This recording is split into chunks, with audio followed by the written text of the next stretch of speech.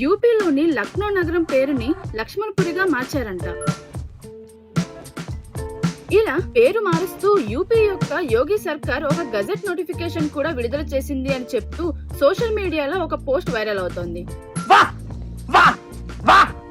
కానీ నిజానికి లక్నోని లక్ష్మణపురిగా మార్చారు అని చెప్తున్న ఈ న్యూస్ ఫేక్.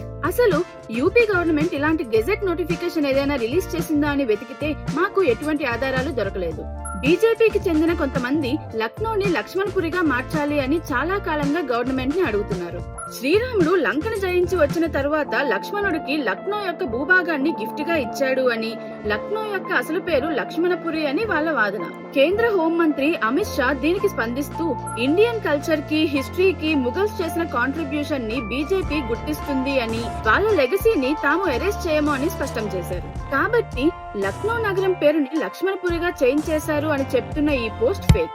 సోషల్ మీడియాలో ఏదైనా పోస్ట్ మీకు డౌట్ఫుల్ గా అనిపిస్తే మా వాట్సాప్ టిప్ లైన్ కి పంపించండి. మేము ఫ్యాక్ట్ చెక్ చేసి అందులో ఎంత నిజముందో మీకు చెప్తాము.